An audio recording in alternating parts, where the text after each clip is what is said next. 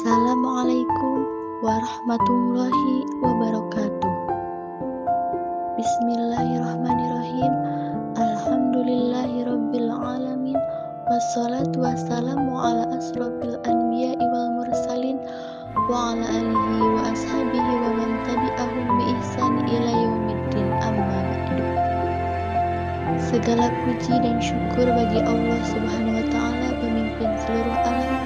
Shalawat beserta salam semoga dilimpahkan kepada pemimpin umat manusia, baik yang terdahulu maupun yang akan datang, yakni junjungan kita Nabi Muhammad SAW, kepada para sahabatnya, tabi'in dan tabi'atnya, dan kita selaku umatnya, semoga mendapat syafaatul uzma kelak di yaumil akhir. Amin ya Allah ya rabbal alamin.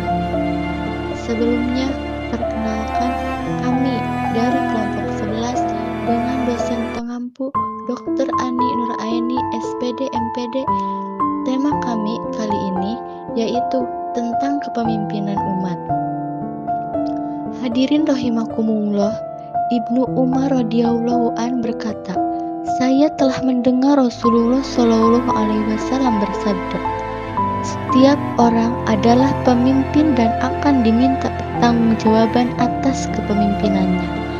Seorang kepala negara akan diminta pertanggungjawaban perihal rakyat yang dipimpinnya.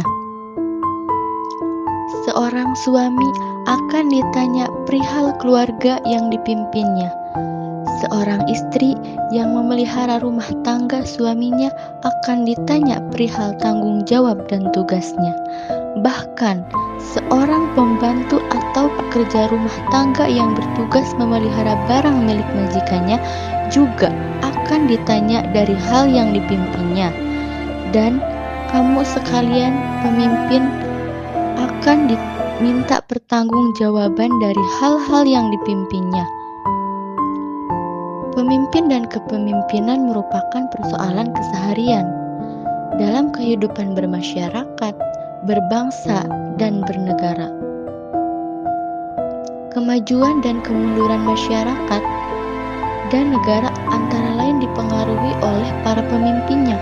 Oleh karena itu, Islam sebagai rahmat bagi seluruh manusia telah meletakkan persoalan pemimpin dan kepemimpinan sebagai salah satu persoalan pokok dalam ajarannya. Sejarah Islam telah membuktikan pentingnya masalah kepemimpinan ini setelah wafatnya baginda Rasul. Para sahabat telah memberi penekanan dan keutamaan dalam melantik pengganti beliau dalam memimpin umat Islam. Umat Islam tidak seharusnya dibiarkan tanpa pemimpin. Sayyidina Umar radhiyallahu an pernah berkata, "Tiada Islam tanpa jamaah, tiada jamaah tanpa kepemimpinan, dan tiada kepemimpinan tanpa taat." Pentingnya pemimpin dan kepemimpinan ini perlu dipahami dan dihayati oleh setiap umat Islam di negeri yang mayoritas warganya beragama Islam. Meskipun Indonesia bukanlah negara Islam, Allah Subhanahu wa taala telah memberitahu kepada manusia tentang pentingnya kepemimpinan dalam Islam. Sebagaimana dalam Al-Qur'an kita menemukan banyak yang berkaitan dengan masalah kepemimpinan. Contohnya dalam surat Al-Baqarah ayat 30, Allah telah menyatakan bahwa khalifah atau pemimpin adalah pemegang mandat Allah Subhanahu wa taala untuk mengemban amanah dan kepemimpinan langit di muka bumi. Selanjutnya yaitu ada karakteristik dan akhlak pemimpin. Jadi kita harus bisa mengetahui ya karakteristik seperti apa pemimpin yang baik itu. Nah, yang pertama yaitu ada taat kepada Allah dan Rasulnya. Sebagaimana pemimpin yang baik itu harus memiliki sifat yang takut gitu ya kepada Allah dan menjauhi segala larangannya. Nah, yang kedua yaitu beriman dan beramal soleh. Nah, yaitu pemimpin yang memiliki keimanan yang kuat supaya dalam kepemimpinannya berjalan dengan baik dan terciptanya kesejahteraan. Lanjut, yang ketiga yaitu melaksanakan sholat. Ya kan, kita udah tahu sebagaimana terdapat dalam rukun Islam bahwa sholat itu adalah tiangnya agama, ya kan. Sholat itu adalah wajib bagi setiap umat Islam. Jadi jika salah satu fondasi tidak dikerjakan, maka fondasi tersebut akan runtuh sebagaimana kepemimpinannya dalam menjalankan tugasnya. Nah, yang keempat itu takut kepada Allah. Jika seseorang pemimpin takut akan Tuhannya, maka dia akan bertanggung jawab atas segala perbuatannya. Jadi dia akan berhati-hati dalam menjalankan tugasnya, gitu kan. Nah, yang kelima, memimpin dengan kitabullah dan sunnah. Rasulullah SAW bersabda, sekalipun hanya seorang hamba yang menjadikan pemimpin yang memerintah kamu, tetapi sesuai dengan kitabullah, maka hendaklah kamu dengar dan mentaatinya. Jadi jika pemimpin itu memimpin dengan kitabullah dan sunnah, maka kita harus mengikutinya, gitu kan, karena itu merupakan suatu ajaran yang baik ya. Yang keenam yaitu adil. Di sini adil itu kita sebagai pemimpin itu tidak boleh membeda-bedakan umatnya.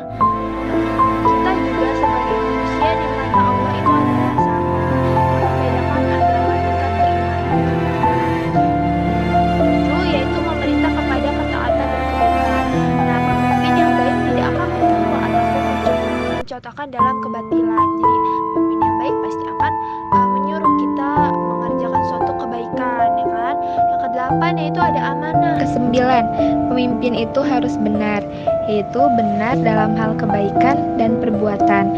Sebagaimana dalam firman Allah Subhanahu wa taala, Bismillahirrahmanirrahim, ya ayyuhalladzina amanu taqullaha wa kunu ma'as-shadiqin. Yang artinya, hai orang-orang yang beriman, bertakwalah kepada Allah dan hendaklah kamu bersama orang-orang yang benar. Yang ke-10, pemimpin harus berilmu. Pemimpin karena akan memimpin umatnya, yaitu dengan ilmunya, sehingga umatnya itu tidak akan tersesat ke jalan yang salah. Yang ke-11, pemimpin itu tidak zalim, yaitu tidak melakukan perbuatan tercela. Sebagaimana sabda Nabi, apabila urusan diserahkan bukan kepada ahlinya, maka timbullah terjadinya kiamat. Dan sungguhnya jahat-jahatnya pemimpin adalah pemimpin yang zalim, maka janganlah kamu termasuk daripada golongan mereka. Dan lalu yang selanjutnya, yang ke-12, tidak melampaui batas, yaitu pemimpin tidak boleh semena-mena menuruti kemauan sendiri, tidak mempertimbangkan dengan musyawarah sehingga membuat rakyatnya sengsara. Yang ke-13 yaitu tidak menyesatkan, sebagaimana dalam firman Allah Subhanahu wa taala yang artinya, sungguhnya kami telah mentaati pemimpin-pemimpin dan pembesar-pembesar kami, lalu mereka menyesatkan kami dari jalan yang benar. Lalu yang ke-14, mengutamakan agama dan keimanan. Itu harus diutamakan agar mendapat keridhaan Allah Subhanahu wa taala. Yang ke-15, tidak mengutamakan kenikmatan dunia. Seorang pemimpin tentunya harus memperhatikan juga umatnya apakah dalam keadaan baik-baik saja atau tidak. Yang ke-16, tidak mementingkan diri sendiri. Demikianlah ceramah yang dapat kita sampaikan. Semoga dapat bermanfaat untuk kita semua. Jika ada yang baik itu datang dari Allah, dan jika ada yang buruk itu datang dari kelompok kami. Mohon maaf atas kehilapan tutur kata dan perbuatan. Semoga Allah membimbing kita semua ke jalan yang benar. Aqulu qauli hadza wa astaghfirullahi li wa lakum wastaghfiruh innahu huwal ghafurur rahim. Wassalamualaikum warahmatullahi wabarakatuh.